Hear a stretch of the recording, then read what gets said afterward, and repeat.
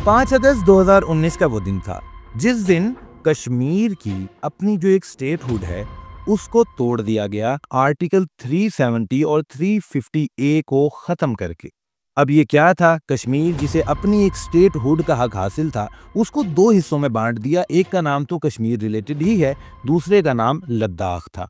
यहां से हमें पता चलता है लद्दाख जो है ये कश्मीर रिलेटेड इलाका है। अच्छा, अब इसके बाद मसला ये होता है कि लद्दाख के लोगों ने जब ये देखा कि ये काम हमारे साथ किया गया है तो उन्होंने तहफ़्फ़ुज़ात महसूस किए कि अब हमारे राइट्स पर हाथ पड़ सकता है। यानी हो सकता है कि हमारे अपना ये जो इलाका है या हमारी सकाफ़त है इसको डिस्टर्ब किया जाए, जिसकी वजह से उन्होंने वहाँ पर एक पुरअमन सा एहतजाज स्टार्ट किया। अब वो क्यों हुआ? वो इस वजह से हुआ क्योंकि लद्दाख का जो इलाका है यहाँ तकरीबन 90% ट्राइबल पीपल हैं, यानी कबायली लोग जो कि कबीले बनाकर रहते हैं और उनकी अपनी एक सकाफत है, एक अलहदा सा लाइफस्टाइल है। अब वो लोग चाहते थे कि हमारा ये जो लाइफस्टाइल है, ये जो ये सकाफत है, इसको बिल्कुल महफूज तरीके से रखा जाए, इस पर कोई भी आंच ना आए। तब से शुरू होने वाला एक पुरअमन एहतजाज अब लोग बहुत हैरान होंगे और परेशान भी होंगे, 2025 तक चलता है। 2025 तक, यानी तकरीबन 6 साल ये एहतजाज चला। लेकिन इतना लंबा एहतजाज, क्या हुकूमत को उनकी फिक्र नहीं थी या हुकूमत उन्हें जानबूझकर इग्नोर कर रही थी? लगता कुछ ऐसा ही है। लेकिन फिर भी लद्दाख के लोगों ने अमन को हाथ से नहीं जाने दिया। वो वक्तन फवक्तन एहतजाज करते पुरअमन तरीके से और इसमें वो भूख हड़ताल का भी सहारा लेते। आजकल तो क्योंकि लोगों को पेट की बहुत ज़्यादा फिक्र है तो वो इसकी तरफ नहीं जाते, लेकिन लद्दाख के लोगों ने भूख हड़ताल की।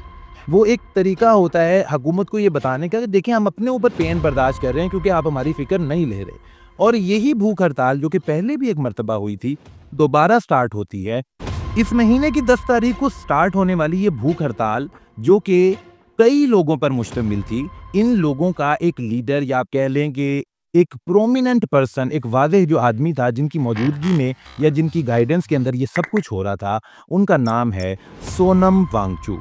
अब सोनम वांगचुक दरअसल एक क्लाइमेट एक्टिविस्ट हैं, यानी कि क्लाइमेट के बारे में वो काम करते रहे हैं। उनके पास कई अवार्ड्स हैं और एक बहुत ही काबिले तारीफ पर्सनैलिटी हैं। एक ऐसा आदमी है जिसे आप कहेंगे वाकई यार इस बंदे के दिल में जो है ना लोगों का दर्द है, जिसकी वजह से ये खुद भूख हड़ताल कर रहा है, खुद रोड के ऊपर जाकर बैठ रहा है, धूप में टाइम वहीं पे गुजार रहा है, रात को भी वहीं पर सो रहा है। लेकिन जब ये हड़ताल तकरीबन 13वें दिन को पहुंचती है तो 23 सितंबर को वहां पर मौजूद हड़तालियों में से 2 लोगों की तबीयत शदीद खराब हो जाती है, जिसकी वजह से उन्हें हॉस्पिटल लेकर जाया जाता है। इस चीज को देखते हुए उनके जो जेन ज़ी हैं, यानी जो नौजवान लोग हैं, उनमें एक शिद्दत आ जाती है और 24 सितंबर को एक ऐसा वाकया पेश आ जाता है जो कि इंडिया के अमन पर एक एतराज साबित होता है। यानी वो इंडिया जो कि दूसरों को जो है ना वो प्रमोट कर रहा था या फिर दूसरों के साथ काम में लगा हुआ है, उसके अपने ही टेरिटरी के अंदर, अपनी सरहदों के अंदर एक बहुत बड़ा मसला जन्म ले चुका था।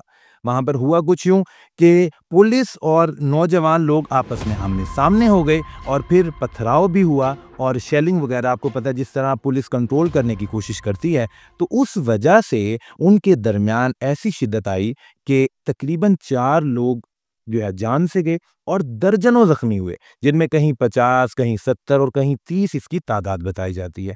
मजीद ये है कि अवाम क्योंकि इश्तियाल का शिकार थी, उन्होंने सियासी दफ्तर को आग लगाई, बीजेपी का जो वहाँ पर दफ्तर था उसको भी आग लगाई गई, फोर्सेस की एक गाड़ी को भी जला दिया, जो कि उन मामलात में से एक हैं जो कि वहाँ पर हुए।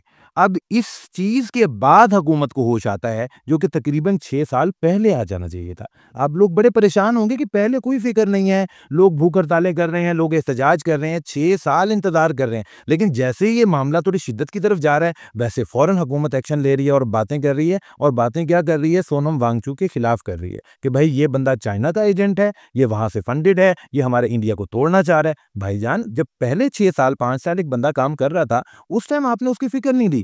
अब जो बंदा इतने मसले के बाद भी इस मसले पर वो अपने लोगों को समझा रहा है कि भाई ऐसा काम मत करो, मेरी 5 साल की मेहनत को ज़ाया मत करो, हम तो पुरअमन एहतजाजी हैं, हमारा तो इस तरह का कोई मसला ही नहीं था। और उस बंदे ने इस मसले के फ़ौरन बाद ही अपनी उस हड़ताल को भी ख़त्म कर दिया और अपनी आवाम को भी समझाया। लेकिन यहाँ पर अब इंडिया में जो मीडिया है वो अजीब-अजीब सी खबरें सुना रहा है, कोई उन्हें सीआईए का एजेंट कह रहा है और उनकी पुरानी ट्वीट्स में से उनकी जो पिक्चर्स हैं 2019 की, 2018 की, वो उठा के लगा रहे हैं और कह रहे हैं देखें जी ये फलां बंदे के साथ मिल रहा है, ये इसका एजेंट है। अब खुद एक इंडिया के ही एक सोशल मीडिया इन्फ्लुएंसर हैं, वो अपनी वीडियो में बताते हैं कि भाई हालात तो ये हैं कि अवाम जब अपना कुछ हक मांगती है तब वो, या अगर वो कश्मीर में हो तो पाकिस्तान के एजेंट बन जाते हैं, इसी तरह वो लद्दाख में हो तो चाइना के एजेंट बन जाते हैं, बंगाल में हो तो वो अपने जो है बांग्लादेश के एजेंट बन जाते हैं, और अगर वो पंजाब में से हों और फसलों के लिहाज से कुछ मांगें तो वो फिर खालिस्तानी बन जाते हैं। यानी जब फैसला लेना होता है, राइट्स देने होते हैं, तब हुकूमत सो जाती है, लेकिन उसके बाद जब उनके तरफ से कोई मांग आती है तब हुकूमत इनको एजेंट करार देती है। मज़ीद अगर आप ये जानना चाहते हैं कि मसला क्यों हुआ, इसके पीछे क्या वजूहात थीं, तो हमारी नेक्स्ट वीडियो का इंतज़ार ज़रूर कीजिएगा, क्योंकि उसमें भी बहुत सी इन्फॉर्मेशन इंशाल्लाह हम आपको देंगे। अपना रखिएगा बहुत सा ख्याल। अल्लाह हाफ़िज़।